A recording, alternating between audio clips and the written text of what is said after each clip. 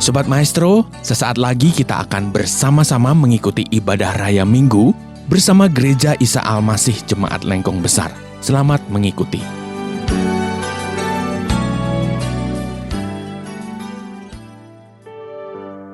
Apapun terjadi dalam hidup kami Tuhan, kami akan tetap setia mengiring Tuhan. Sekalipun ada badai, gelombang yang menerpa kehidupan kami tanpa henti, kami tetap mau berharap bahwa Engkau tidak meninggalkan kami. Kami tetap berharap bahwa kasih setiamu itu nyata di dalam perjalanan hidup kami. Tuhan, sekarang waktunya kami mau mendengarkan suara-Mu. Berfirmanlah kepada setiap kami Tuhan, karena kami rindu mendengarkan tuntunan nasihat yang bersumber dari kebenaran firman.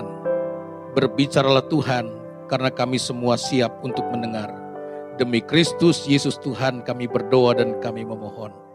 Amin.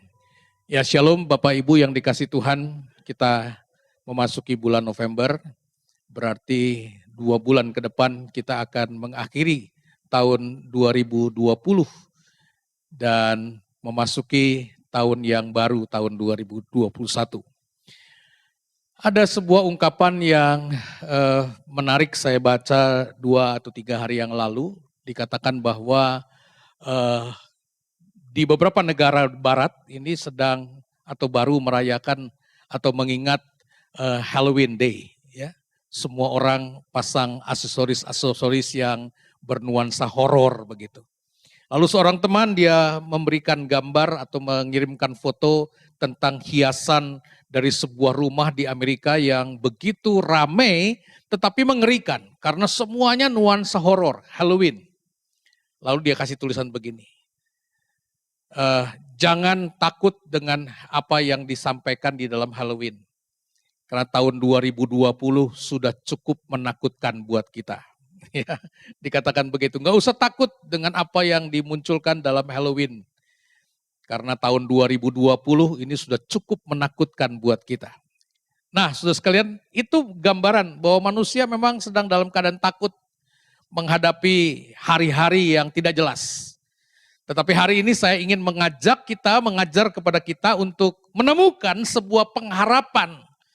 Bukan lagi melihat sebuah ketakutan, tetapi melihat sebuah pengharapan yang begitu hebat di dalam Kristus, dalam tema Final Destination. Saudara, ketika baca kalimat judul Final Destination, rupanya kita sebagian berkata, wow, ini hal yang mengerikan. Bukan, tetapi saya ingin mengajak kita melihat sebuah pengharapan. Jim Reeves, seorang penyanyi terkenal di tahun 50-an, tahun 60-an, itu pernah menyanyikan sebuah lagu yang menarik sekali, yang membuat saya berkali-kali mencoba merenungkan kata-kata lagu ini. I have heard of a land on the faraway strand, this a beautiful home of the soul. Ada yang ingat lagu itu? Ada yang kenal lagu itu? Built by Jesus on high, there we never shall die. This the land where we'll never grow old. Ada yang tua-tua tahu lagu itu ya? Never grow old, never grow old. In a land where we'll never grow old. Never grow old, never grow old, in a land where we'll never grow old. Ada yang mengerti lagu itu? Bicara soal apa? In a land where we'll never grow old. Di tempat di mana kita tidak menjadi tua. Nah, saudara sekalian, menarik sekali berbicara mengenai tema kita tentang Final Destination. Saya ingin mengajak melihat satu bagian ayat Filipi pasal 3. Saudara nanti membaca seluruh ayat pasal 1 sampai dengan pasalnya yang ke-21. Tetapi saya ingin mengajak kita melihat ayat 20 dan 21 saja yang berkata begini. Karena kewargaan kita adalah di dalam sorga. Dan dari situ juga kita menantikan Tuhan Yesus Kristus sebagai juru selamat yang akan mengubah tubuh kita yang hina ini sehingga serupa dengan tubuhnya yang mulia menurut kuasanya yang dapat menaklukkan segala sesuatu kepada dirinya. Ya, dikatakan kewargaan kita adalah di dalam sorga. Bukan dunia ini rumah abadi. Ya, tahu lagu itu ya. Bahwa bukan dunia ini. Tempat kita bukan di dunia ini. Tetapi kita punya tempat in the land where we'll never grow old. Ya, di tempat di mana kita tidak menjadi tua. Hidup kekal yang begitu penuh dengan bahagia di sorga sana. Saudara, beberapa saat yang lalu kita atau sebagian kita yang menggemari film, ya Pak Kaleb itu seringkali kalau khotbah memunculkan film-film ya. Dan kalau kita perhatikan beberapa saat yang lalu ada diputar 5 episode dari sebuah film yang diberi judul The Final Destination. 5 episode. Dan semua episode itu berbicara mengenai orang-orang yang mati dengan cara-cara yang aneh-aneh. Ada yang ketabrak truk, ada yang jatuh dari jembatan, macam-macam saudara. Nah tetapi hari ini saya tidak berbicara mengenai kematian dan ancaman kematian. Tetapi mau tidak mau saudara, kita harus menghadapi satu kenyataan nanti kita akan tinggalkan dunia ini. Itulah dunia kita, itulah realita setiap hari. Bahwa kita diperhadapkan pada situasi-situasi yang mengancam. Nah saudara sekalian mari kita coba memulai dengan sebuah pertanyaan di dalam kehidupan kita. Sebenarnya merupakan pertanyaan klasik yang dimunculkan oleh orang-orang yang mempelajari filsafat. Ya. Orang-orang yang mempelajari filsafat itu selalu berpikir dan berpikir untuk sesuatu yang tidak dipikirkan dan tidak terpikir oleh orang-orang normal. Sesuatu yang jelimet begitu. Tetapi kalau kita perhatikan mereka seringkali memunculkan pertanyaan klasik yaitu tujuan hidup itu apa sih? Apa sebenarnya tujuan hidup kita? Waktu kita dipercaya atau diizinkan Tuhan tinggal di dalam dunia ini ya bersama dengan keluarga, bersama dengan teman, sahabat, dengan orang-orang yang di sekitar kita. Apa sebenarnya tujuan hidup kita? Kita bekerja, kita studi, kita kejar karir, kita cari uang dan sebagainya ya. Sebagian lagi mungkin dengan ambisi yang tinggi untuk mengejar jabatan dan sebagainya. Apa sebenarnya tujuan hidup kita? Saudara, saya menemukan beberapa hal yang menarik kalau kita perhatikan. Yang pertama bahwa manusia tujuan hidupnya adalah mencapai kebahagiaan. Bahagia. Ya, hidupnya berkecukupan. Semua kita ingin hidup berkecukupan, bukan? Tidak seorang pun di antara kita yang mau hidup kere. Tetapi kita mau hidup berkecukupan. Semua kalau bisa hidup ini berkecukupan. Kalau bisa, kalau boleh tidak pernah mengalami kekurangan uang. Ya, kita rindu hidup berkecukupan dan itu memberikan kita kebahagiaan. Lalu apa? Sehat. Sehat. Tadi malam seorang teman di Facebook menuliskan satu atau memberikan gambar buku, sebuah buku yang ada tulisan tangan di sana. Lalu dikatakan bahagia itu apa? Salah satunya adalah sehat. Dikatakan sehat itu membuat kita bahagia. Ya betul ya, kalau kita sehat kan kita bahagia ya. Kalau kita sehat, hidup kita bisa menikmati kehidupan setiap hari tanpa ada gangguan. Nafas kita segar, kaki tangan kita bergerak dengan leluasa. Semua kita bisa nikmati dengan keadaan sehat. Bukankah itu memberikan rasa nyaman, kebahagiaan? Keluarga yang harmonis. Wow, ini dambaan semua orang. Semua orang yang berkeluarga ingin supaya keluarganya itu harmonis. Tidak ada benturan-benturan yang membuat ancaman-ancaman terjadinya perpecahan di dalam keluarga. Ya, mungkin ibu-ibu sedang mengikuti drakor sekarang ini, hari-hari ini banyak orang di rumah itu kan nggak ada kerjaan ya drakor begitu ya. Drama Korea ya. Ibu Lis kemarin di dalam doa Jumat menyinggung soal drama Korea dan Netflix begitu. Nah, salah satu episode di dalam kisah tentang drama Korea itu kisah mengenai keluarga yang semuanya itu diwarnai dengan perselingkuhan. kakaknya berselingkuh dengan istrinya orang lain, adiknya berselingkuh dengan suaminya orang lain, si suami yang diselingkuhi oleh istrinya berselingkuh dengan, pokoknya itu cerita mengenai perselingkuhan saja. Lalu mereka berkata di dalam episode itu, bukankah selingkuh itu legal? Wow, makanya saya tulis di status. Ya, kalau sudah mengikuti status WhatsApp saya menuliskan di status. Katanya lihat film itu dan berkata selingkuh itu ya atau katakanlah berzina itu selingkuh itu legal. Jadi saya tulis di status.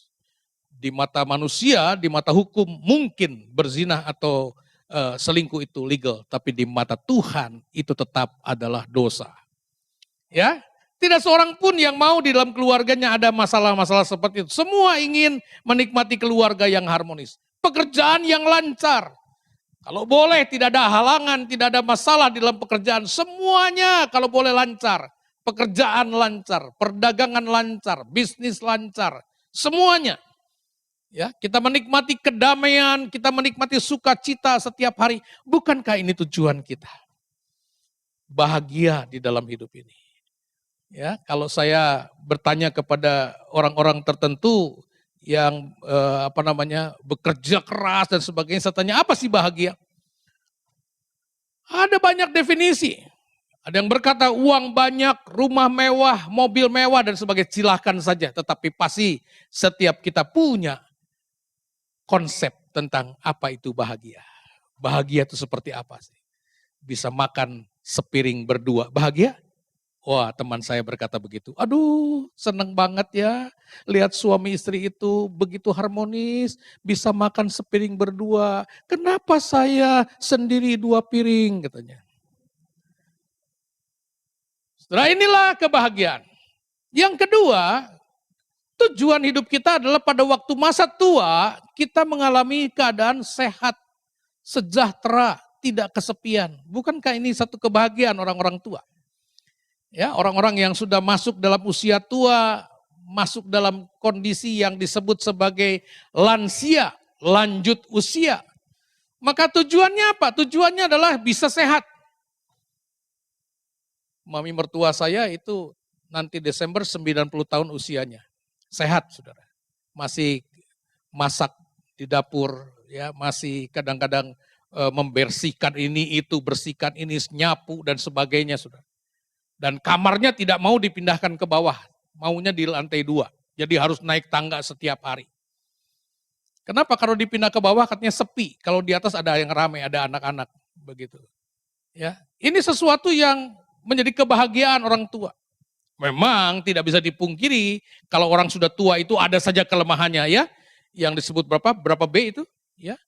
Bolot, apalagi beser, budek, ya, bolor dan macam-macam begitu kan ya. Oke lah, itu realita orang tua tidak bisa dihindari. Tetapi orang tua itu punya tujuan hidup yang disebut kebahagiaan kalau hidupnya sehat. Lalu hidupnya sejahtera, tidak perlu menggantungkan hidup kepada orang-orang dengan belas kasihan, memohon belas kasihan. Wah, sejahtera, cukup hidupnya. Lalu kemudian apa? Tidak kesepian. Nah, ini yang jadi masalah banyak orang tua di Indonesia. Ya, atau bahkan mungkin di dunia banyak orang-orang tua yang mengalami seperti itu. Bahwa hidupnya di masa tua kesepian. Tidak lagi bisa kumpul sama anak-anak karena anak-anak semua kerja di luar kota, di luar negeri. Cucu-cucu semua di luar kota, di luar negeri. Dia sepi, kesepian. Cuma berdua, opa dan omah. Atau mungkin sudah tinggal satu karena ditinggalkan oleh pasangan hidupnya. Kesepian. Ini penyakit masyarakat kita. Banyak orang kesepian. Sehingga gak heran saya pernah ketemu dengan seorang oma, saudara sekalian, sekarang sudah meninggal. Kalau saya datang ke rumahnya itu dia bisa ngomong 2 jam sampai 2 jam setengah tanpa bisa di stop, saudara. Wah, ketika saya mau pulang dia ngomong, tar, mbak belum selesai ngomong. Wih, ngeri saudara sekalian. Kenapa? Karena kesepian. Begitu ada teman dia kesempatan ngomong. Jatah 3 bulan dikeluarin semua pada waktu ada orang. Dasarnya apa? Karena kesepian, saudara. Kesepian. Nah, ini tujuan kita ya, ketika kita hidup maka kita mau hidup itu bahagia. Di masa tua kita sehat, sejahtera. Tetapi ada satu hal yang membuat kita perlu tahu tujuan hidup kita adalah tujuan akhir, yaitu sorga, hidup yang kekal. Ini tidak bisa diabaikan.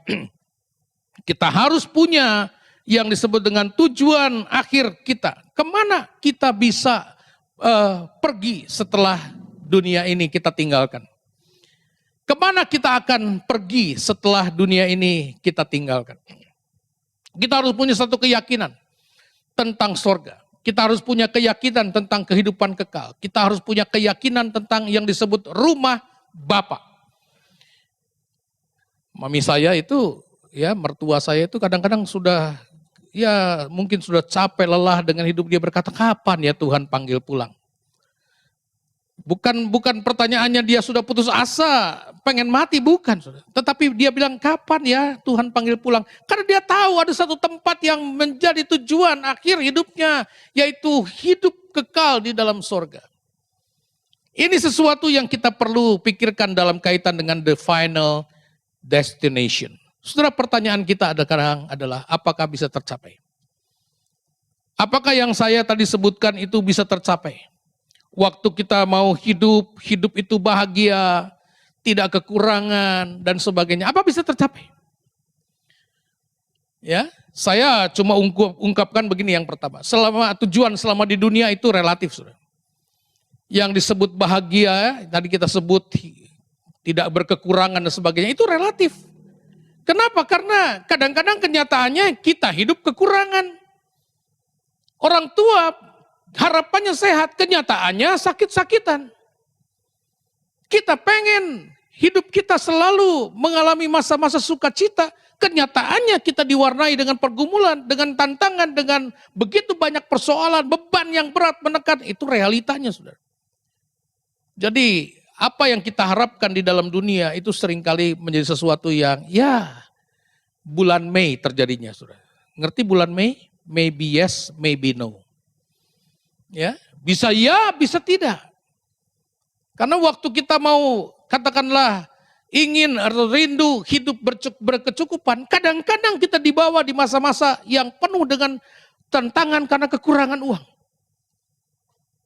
Ya, Bapak Ibu pernah mengalami situasi seperti itu? Aduh, belum waktunya lagi terima gaji, sudah tipis.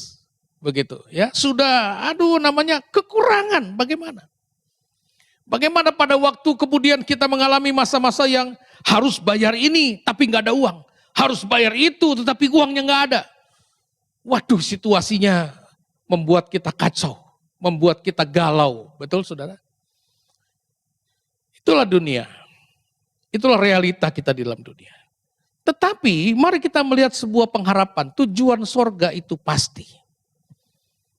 Kalau tujuan kita di dunia itu tidak pasti, maybe yes, maybe no, tetapi tujuan sorga itu pasti. Bagi siapa? Bagi mereka yang percaya kepada Yesus. Tujuan ini menjadi tujuan yang pasti. Bukan lagi sesuatu yang ya mungkin, ya mudah-mudahan, enggak, Saudara. Enggak. Tetapi sesuatu yang pasti. Sorga adalah sesuatu yang pasti. In a land where we'll never grow old, ya. Di lagu yang lain, di album yang lain, Jim Reeves menyanyikan sebuah lagu, I'll fly away, oh glory, I'll fly away. Ya, ada satu kalimat mengatakan, when I die, hallelujah, by and by, I'll fly away. Ya, wow. Lagu-lagu Jim Reeves itu banyak yang memberikan kepada kita kekuatan. Kenapa? Karena di balik semua lagu-lagu yang saya tadi nyanyikan, lagu-lagu Jim Reeves itu berbicara mengenai kepastian. Sorga adalah sebuah kepastian. Jadi bagi saudara yang percaya kepada Yesus nggak perlu takut. Nggak perlu lagi bertanya apakah sorga itu jadi milik saya, enggak. Kenapa? Karena firman Tuhan di dalam Yohanes 3 ayat 16 berkata begini, karena begitu besar kasih Allah akan dunia ini, sehingga ia telah mengaruniakan anaknya yang tunggal supaya, perhatikan, Setiap orang yang percaya kepada Dia tidak binasa, melainkan beroleh hidup yang kekal. Dikatakan di sana supaya setiap orang yang percaya kepadanya. Kepada siapa? Kepada Yesus. Kuncinya adalah percaya, saudara. Kuncinya adalah percaya. Saudara percaya nggak kepada Yesus? Ketika engkau percaya kepada Yesus, maka ayat ini berlaku. Dia tidak binasa, melainkan beroleh hidup yang kekal. Ya, banyak pertanyaan di sekitar itu. Banyak pertanyaan. Kalau begitu Pak, apakah saya perlu dibaptis? Orang yang percaya Yesus perlu dibaptis enggak? Tadi pagi kalau saudara mendengarkan khotbahnya Gilbert itu menyinggung soal itu ya. Perlu enggak? Karena dia katakan banyak orang berkata itu penjahat yang di sebelah Tuhan Yesus itu tidak sempat dibaptis. Tapi tahu masuk sorga. Masuk ke Firdaus. Tahu enggak pernah dibaptis dia. Saudara sekalian, baptisan air itu adalah proklamasi. Pembuktian kepada dunia. Pembuktian kepada jemaat bahwa sekarang saya adalah orang percaya yang hidup mengikuti ajaran Tuhan Yesus Kristus dan menjadi murid Kristus. Itu pengakuan. Makanya kalau saudara perhatikan yang pernah melihat acara baptisan air di tempat ini, ya, formula baptisan itu selalu dimulai dengan begini. Berdasarkan pengakuanmu, aku baptiskan engkau dalam nama Bapa, Putra dan Roh Kudus. Berdasarkan pengakuanmu. Jadi baptisan itu adalah pengakuan dan juga proklamasi. Mulai hari ini saya mengaku bahwa saya adalah murid Kristus. Itu baptisan. Dan di hadapan jemaat dia berkata mulai hari ini saya menyatakan bahwa saya adalah murid Kristus. Itu baptisan. Ya, jadi dibaptis itu perlu sebagai sebuah proklamasi. Sebagai sebuah pengakuan bahwa mulai hari ini saya adalah pengikut Kristus. Ya, tetapi kalau nggak sempat dibaptis, bagaimana? Ada orang bertanya gini, Pak, kalau nggak sempat dibaptis, kuncinya ini, percaya kepada Yesus enggak? Kalau dia percaya kepada Yesus sepenuh hati dan ternyata Tuhan tidak mengizinkan dia mengalami baptisan, ya sudah. Dasarnya adalah ini. Tapi sementara kita punya waktu, adalah lebih baik kalau kita mengikuti baptisan air. Perlu didoakan orang-orang yang mungkin belum menerima baptisan. Supaya apa? Supaya ada pengakuan di hadapan Tuhan dan di hadapan jemaat bahwa mulai hari ini saya adalah murid Kristus. Tetapi konsep utamanya adalah ini, percaya. Mereka yang percaya kepada nama Yesus, dia diselamatkan. Ya, dia yang percaya di dalam nama Yesus, sorga adalah kepastian. Kehidupan kekal adalah sebuah kepastian. Jadi mari kita memikirkan serius. Kita perlu memikirkan hubungan kita dengan Tuhan dalam kaitan dengan memahami konsep the final destination. Sekarang pertanyaannya kita lanjutkan. Mengapa kita harus memikirkan masa depan? Bukankah memikirkan hari ini aja udah bingung? Memikirkan hari ini aja sudah kelabakan? Memikirkan hari ini sejak kata orang Jawa sudah kepontal-pontal? Ya. Bagaimana, kenapa kita harus pikirkan masa depan? Kenapa kita harus memikirkan sesuatu yang nanti masih jauh? Yang belum tahu kapan? Kenapa kita harus pikirkan masa depan? Kenapa? Pertanyaan ini menjadi penting buat kita. Karena di dalam 1 Petrus pasal 4 ayat yang ke-7 berkata begini. Kesudahan segala sesuatu sudah dekat. Karena itu kuasailah dirimu dan jadilah tenang supaya kamu dapat berdoa. Kuncinya adalah kata kesudah atau kalimat kesudahan segala sesuatu sudah dekat. Saudara, bulan November selalu kita diajak untuk memikirkan mengenai eskatologi. Berbicara mengenai kedatangan Tuhan yang kedua kali. Maka kita harus pahami kata-kata ini. Kesudahan segala sesuatu sudah dekat. Akhir zaman atau kedatangan Tuhan Yesus yang kedua kali sudah dekat, sudah di ambang pintu. Orang berkata begini, Pak, kata-kata itu sudah ada di zaman Alkitab, sejak zaman Alkitab sudah ada yang mengatakan bahwa akhir zaman itu sudah dekat, kedatangan Tuhan sudah dekat. Itu sudah sejak zaman Alkitab, Pak. Tapi buktinya sekian ribu tahun, mana buktinya? Saudara sekalian, jangan pernah berkata begitu. Kenapa? Karena panjangnya waktu yang harus kita alami sampai nanti kedatangan Tuhan membuktikan bahwa Dia punya kesabaran luar biasa untuk menantikan manusia yang tinggal di dalam bumi ini bisa percaya dan diselamatkan. Jadi waktu yang panjang yang Dia tunda tentang kedatangannya itu bukan karena Dia lalai dengan janjinya, bukan karena Dia lupa, bukan. Tetapi karena Dia punya kesabaran untuk menantikan. Di pintu hatimu Tuhan memanggil, suaranya lembut merdu. Dia menanti. Dia menunggu setiap orang untuk percaya kepadanya. Itu sebabnya Dia undur-undur waktunya, saudara. Tetapi yang pasti ketika kita berada di tahun 2020, maka kita sudah semakin dekat sampai kepada titik akhir, yaitu kedatangan Tuhan yang kedua kali. Itu sebabnya kita perlu pikirkan kalau kedatangan Tuhan yang kedua kali itu sudah sangat dekat, sudah di ambang pintu, lalu kita mau ngapain? Apa yang kita harus lakukan saat-saat ini? Dikatakan di dalam kalimat ini, karena itu kuasailah dirimu dan jadilah tenang supaya kamu dapat berdoa. Waktu-waktu yang Tuhan beri kepada kita itu harus kita pakai untuk punya tekad, punya komitmen, ya, punya passion untuk apa? Berdoa. Pakai waktu kita untuk berdoa. Saya menikmati sekali saudara waktu-waktu berdoa itu. Berdoa pribadi ya.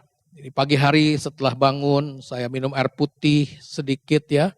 Tidak banyak-banyak ya. Mungkin sekitar 1 gelas atau 1 gelas lebih saya duduk. Kemudian saya berdoa. Waktu-waktu doa itu indah. Ya, waktu-waktu kita bisa berdoa itu nyaman sekali sudah. Kita bisa berkomunikasi dengan Tuhan. Kita bisa sampaikan keluhan kita kepada Tuhan. Kita bisa bercerita, kita bisa curhat dengan Tuhan. Itu nyaman sekali. Merasakan bagaimana Dia dekat, merasakan bagaimana Dia berbicara kepada kita. Sungguh sesuatu yang nyaman. Oleh karena itu jangan kita tinggalkan waktu-waktu kita berdoa. Saya bersyukur kegiatan doa kita, doa pagi khususnya ya, walaupun masih harus dilaksanakan secara online lewat Zoom, tetapi rata-rata setiap ibadah doa pagi itu dihadiri atau diikuti oleh 70 partisipan. Ya, 70 partisipan itu bukan 70 orang ya. Karena satu partisipan itu bisa 2 orang, bisa 3 orang. Tetapi rata-rata setiap doa pagi itu 70 partisipan. Jadi kurang lebih kalau saya hitung ya, link-link yang biasanya suka absen ya, dia pasti masuk paling pagi. Ya, selamat pagi Pak Ben gitu kan. Langsung dia catat berapa link, rata-rata link, jumlah yang ikut link orangnya. 80 sampai 90 orang ya, itu setiap doa pagi. Doa Jumat juga begitu, saudara. Doa Jumat rata-rata sekitar 70, 72 partisipan, itu rata-rata kurang lebih mungkin sekitar 100 orang. Ya, mari kita gunakan waktu-waktu kita doa. Saudara jangan, saya mau cerita sedikit. Doa pagi kita itu walaupun ditujukan untuk jemaat gereja Isa Al-Masih Lengkong Besar, tapi yang ikut itu, wah luar biasa saudara. Dari gereja-gereja non Isa Al-Masih ikut. Dari beberapa gereja Isa Al-Masih di Bandung juga ikutan di dalam doa pagi kita. Ya, ada dari GBI ikut bergabung. Ada yang dari Jakarta ikut bergabung, dari Karawaci ikut bergabung. Yang dari Singapura, jemaat kita yang di Singapura ikut bergabung di dalam doa. Ya, dari Solo hampir tidak pernah bolos ikut di dalam doa. Jadi memang ini sesuatu yang kita perlu pikirkan, hidup di dalam doa. Nah, kalau kita kembali memikirkan mengenai our final destination, maka ada satu ayat yang menarik untuk kita perhatikan. Karena kami tahu bahwa jika kemah tempat kediaman kita di bumi ini dibongkar, perhatikan, Allah telah menyediakan suatu tempat kediaman di sorga bagi kita. Suatu tempat kediaman yang kekal, yang tidak dibuat oleh tangan manusia. Jadi mungkin secara tubuh kita mulai mengalami masa-masa yang merosot. Firman Tuhan berkata, Paulus berkata, karena kami tahu bahwa jika kemah tempat kediaman kita di bumi ini dibongkar, Allah telah menyediakan suatu tempat kediaman di sorga. Ya, dalam rumah Bapakku katanya banyak tempat. Oleh karena itu kalau kita kembali kepada ayat tadi, Filipi 3 ayat 1 dan 21, ada dua kata penting yang saya beri warna berbeda. Kita perlu menjadi orang-orang yang menantikan, karena kewargaan kita adalah di dalam sorga, dan dari situ juga kita menantikan Tuhan Yesus. Kita harus benar-benar punya hati menanti kapan Tuhan datang, menanti. Dengan berjaga-jaga, dengan berdoa. Karena satu kali kita akan menerima tubuh kemuliaan. Banyak orang bertanya, Pak, nanti kalau pengangkatan itu tubuh kita seperti apa? Alkitab sudah mengatakan bahwa Tuhan memberikan kepada kita tubuh kemuliaan. Ya. Oleh karena itu, kalau kita perhatikan kaitan semua khotbah ini, apa yang kita harus lakukan? Menantikan itu seperti apa? Ada hal yang perlu kita pertama. Yang pertama, kita harus percaya dan menerima Kristus. Ini nomor satu. Setiap saudara, saya ingatkan kembali, jangan sampai kita kehilangan apa yang menjadi hal penting, yaitu mengenai keselamatan. Percaya dan menerima Kristus. Yang kedua, kita perlu hidup di dalam iman dan firman. Menjadi pelaku firman setiap hari. Ya, hidup di dalam iman dan hidup di dalam firman. Jangan mengabaikan waktu-waktu teduh kita. Jangan mengabaikan waktu-waktu kita bersekutu. Yang ketiga, kita perlu menjauhi dosa dan kejahatan. Lakukanlah yang baik dalam hidup kita. Jangan biarkan dosa itu menyelinap masuk dalam pikiran kita. Karena sekarang ini banyak hal di sekitar kita yang bisa membuat kita jatuh ke dalam dosa. Jauhi dosa. Dan kemudian bersekutu dan melayani. Ya, kita perlu selalu punya waktu bersekutu. Punya waktu untuk mengalami atau melaksanakan apa yang disebut dengan koinonia. Koinonia, persekutuan kita dengan orang-orang percaya. Walaupun mungkin sebagian belum bisa dilakukan secara tatap muka, tetapi lewat Zoom kita bisa gunakan waktu bertemu. Ya, beberapa gift itu masih menggunakan Zoom untuk melakukan pertemuan rutin setiap minggu. Lewat Zoom kita bisa ketemu. Ya, sebagian mungkin yang sudah mengadakan pertemuan langsung tatap muka. Nah, itu gunakan waktu itu untuk kita bersekutu. Untuk kita melayani. Ini waktunya kita melayani. Pak, bagaimana kita melayani semua diam di rumah? Pergunakan segala sesuatu yang kita punya untuk kita bisa melayani. Melayani orang, telepon, kasih kekuatan, doakan orang, dan sebagainya. Itu pelayanan yang kita bisa lakukan. Oleh karena itu, jemaat yang dikasih Tuhan, kita harus serius memikirkan the final destination. Sorga adalah sebuah kepastian. Tetapi kita tidak boleh egois, karena orang lain pun membutuhkan sorga. Kita harus membawa berita tentang sorga ini kepada setiap orang. Supaya apa? Supaya sungguh-sungguh kita boleh merasakan Tuhan itu baik dalam hidup kita. Saya tertarik dengan lagu yang tadi kita nyanyikan, ya. Pertolonganku itu datang daripadamu. Dari siapa? Dari Yesus yang aku percaya. Saya tertarik dengan lagu itu. Pertolonganku datang darimu, Yesus yang aku percaya. Setelah kita mendengarkan firman Tuhan, setelah kita berbuat bakti kepadanya, biarlah sekarang arahkan hatimu, tadahkanlah kedua tanganmu, dan pulanglah dengan membawa berkat Tuhan. Tuhan memberkati engkau dan melindungi engkau. Tuhan menyinari engkau dengan wajahnya dan memberi engkau kasih karunia. Tuhan menghadapkan wajahnya kepadamu dan memberi engkau damai sejahtera. Kiranya kasih dan anugerah dari Bapa di sorga, kasih sayang dari Tuhan Yesus Kristus, dan persekutuan dengan Roh Kudus menyertai langkah hidupmu mulai hari ini sampai selama-lamanya. Setiap kita yang percaya berkata, amin. Sobat Maestro, Anda telah mengikuti ibadah Raya Minggu bersama Gereja Isa Al-Masih Jemaat Lengkong Besar. Terima kasih atas kebersamaan Anda. Selamat hari Minggu dan Tuhan Yesus memberkati.